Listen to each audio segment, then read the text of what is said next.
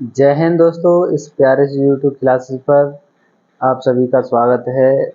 आज आपको बताने वाला हूँ प्रश्नावली 3.5 का क्वेश्चन नंबर फर्स्ट, जिसके अंतर्गत हम आपसे चर्चा सवालों में करेंगे। तो सभी के लिए जय श्री राधे, जय श्री कृष्णा।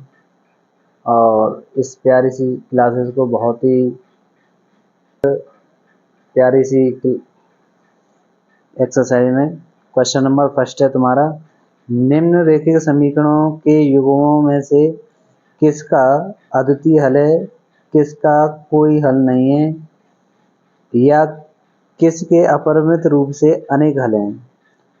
वो कह रहा है अद्वितीय हल की स्थिति में उसे वज्र गुणनखंड विधि से ज्ञात कीजिए। तो यानी आपको अगर अद्वितीय हल है, कौन सी अद्वितीय हल, तो आपको वज्र गुणनखंड विधि से ही हल करना पड़ेगा। अब ये तीसरी विधि होती है हमारी, जो दो रेखीय समीकरण दिए जाते हैं आपको, और उन दोनों समीकरणों में से को हल करने के लिए तीन विधि होती है हमारे पे। एक तो होते है अवलोकन विधि, एक होते है प्रतिस्थापन, और तीसरी होती है वज्र गुणनखंड विधि। पहले फर्स्ट है ना, अद्वितीय हल।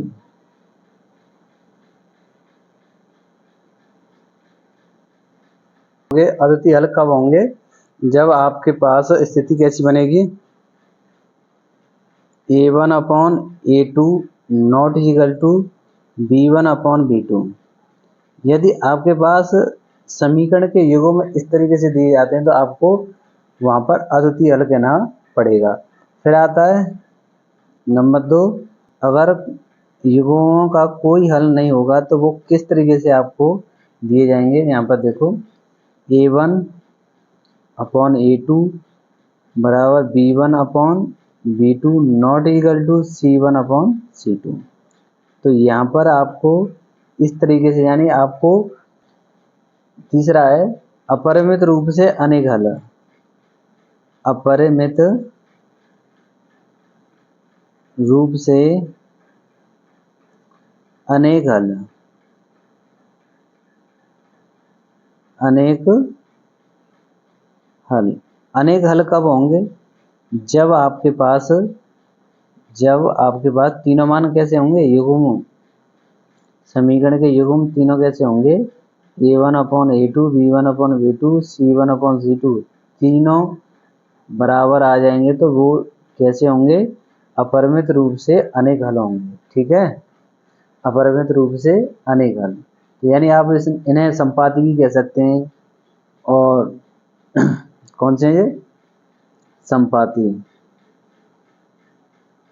संपाती भी हैं, और ये समांतर हैं,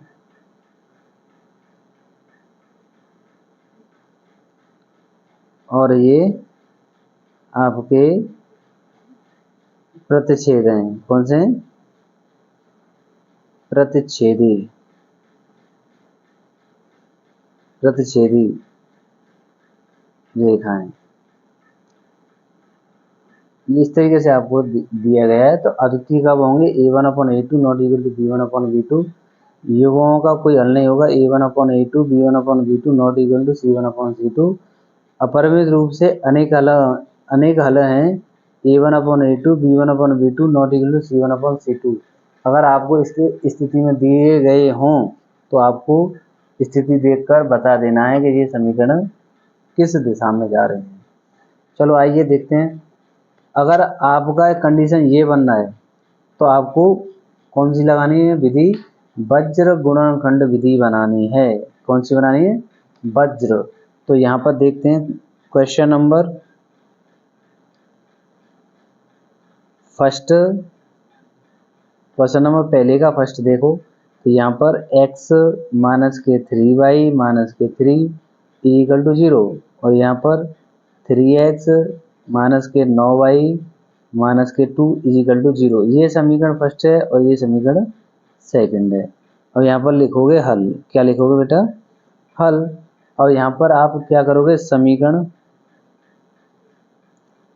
फर्स्ट समीकरण फर्स्ट की तुलना, फर्स्ट की तुलना जैसे हम पीछे क्लासों में करते आए हैं उस हिसाब से करेंगे। तो यहाँ पर A1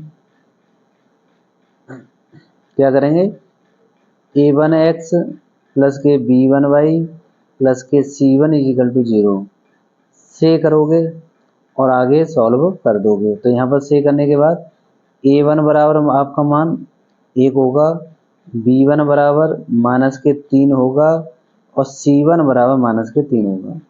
इस तरीके से यहाँ पर आप मान निकाल लोगे। क्या निकाल लोगे, मान। अब आगे देखो, समीकरण सेकंड की तुलना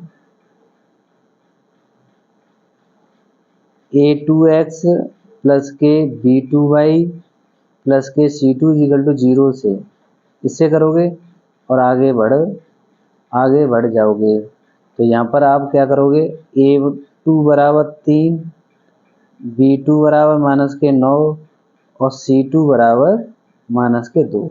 यहाँ पर ये मान आएंगे। अब आपको क्या करना है, युग्मों का क्या लेना है, आपको युग्म कैसे करने हैं, स्थिति में रखने हैं। कौन सी स्थिति में, समीकरण के युग्म, समीकरण के युग्मों से। तो यहाँ पर चेक करोगे A1 upon A2, A1 upon A2 यहाँ पर देखोगे तो A1 अपॉन A2 क्या है, तो A1 1 है और ये तुम्हारा 1/3 है। और ऐसे इसी तरीके से ऊपर देखो B1 अपॉन B2 कितना आ जाएगा तुम्हारा, -3/-9, ये कट पिट के आ जाएंगे 1/3। C1 अपॉन C2 बराबर कितना आएगा, -3/-2 काट दो तो 3/2। तो यानी स्थिति कैसी बन रही है तुम्हारी, देखो स्थिति बन रही है तुम्हारी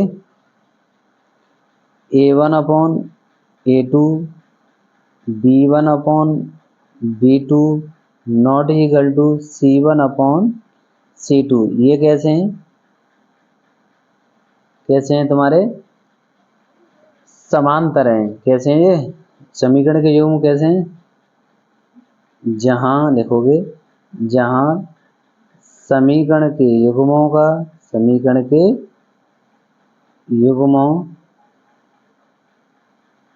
के युग्मों का।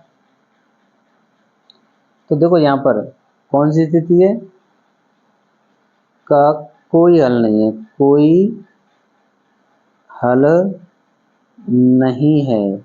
सेकंड वाली है ना स्थिति बन रही है, देखो यहाँ पर अगर आपको नहीं दिखाई दे रहा तो यहाँ देख लो, ये बनी A1 upon A2 B1 upon B2 C1 upon C2 not equal to C1 upon C2। तो ये समांतर है ना, तो समांतर है, तो समांतर हैं तो आपको यहाँ पर कहना पड़ेगा युग्मों का कोई हल नहीं है, तो युग्मों का कोई हल कह दोगे यहाँ पर। ये आपका सॉल्व हो गया है, आगे सॉल्व नहीं करना है, यहीं पर आप आंसर लिख सकते हैं। 2x कितना है, 2x प्लस के y इजिकल टू 5, ये समीकरण फर्स्ट है। और समीकरण सेकंड 3x प्लस के 2y इजिकल टू 8, ये सेकंड है। ये दोनों है ना, तो यहाँ पर आप लिखोगे हल, क्या लिखोगे, हल लिखोगे और आगे बढ़ा दोगे। तो यहाँ पर लिखोगे समीकरण फर्स्ट की तुलना, समीकरण फर्स्ट की तुलना A1x प्लस के B1y प्लस के C1 इजिकल टू 0 से। तो यहाँ पर समीकरण फर्स्ट A1 यहाँ पर होगा 2, B1 होगा यहाँ पर 1 और C1 होगा हमारा, अगर देखो इधर ले जाएंगे तो इसे C1 होगा हमारा 5। ठीक है, इसी प्रकार समीकरण सेकंड की तुलना a2x प्लस के b2y प्लस के c2 बराबर 0 से, किससे करोगे? 0 से। और यहाँ पर कहोगे a2 बराबर 3, b2 बराबर 2 और c2 बराबर 8। ये आपके यहाँ पर मान निकलेंगे। अब देखो यहाँ पर समीकरण फर्स्ट व सेकंड के युग्मों से क्या करोगे? युग्मों से। जैसे युग्मों से करोगे तो यहाँ पर a1/a2 का मान निकालना पड़ेगा, कितना आ जाएगा? 2/3। इसी प्रकार b1/b2 का मान निकालोगे तो यहाँ पर 1/2। इसी प्रकार c1/c2 का मान निकालोगे तो 5/8। तो ये यहाँ पर स्थिति किस तरीके से बन रही है? जहाँ a1/a2 not equal to b1/b2 बन रही है। जैसे ये स्थिति बन जाए तो ये कैसे हैं? अद्वितीय हल हैं। अद्वितीय हल हैं और प्रतिच्छेद रेखाएं। तो यहाँ लिखेंगे अतः, क्या लिखोगे? अतः समीकरण के युग्म अद्वितीय हल हैं। अद्वितीय हल हैं। जैसे यहाँ पर अद्वितीय हल होगा तो तुम्हें वज्र गुणनखंड विधि से इनके मान निकालने, यानी x और y का मान निकालना है। अब वो कैसे निकालोगे? अब तुम देखो, अब देखो यहाँ पर लिखोगे वज्र गुणनखंड विधि। जैसे यहाँ पर वज्र गुणनखंड विधि से करोगे, दूसरा बंदा जो एग्जामिनर है वो समझ जाएगा कि इसने अब आगे किससे किया है? वज्र गुणनखंड विधि से किया है। अब वज्र गुणनखंड विधि, पहले तो समीकरणों को लिखो पुनः। समीकरण क्या है तुम्हारे? 2x प्लस y माइनस के 5 बराबर 0। एक ही इसमें बात याद रखनी है, अगर RHS में C है तो आपको LHS में पहले लेना पड़ेगा। तो ये इधर दिया था हमें, तो इधर से पहले इधर ले आए तो ये माइनस का हो जाएगा, प्लस का था, तो ये समीकरण आपका फर्स्ट हो जाएगा। इसी प्रकार 3x प्लस के 2y माइनस के 8 इक्वल टू 0, ये समीकरण सेकंड है।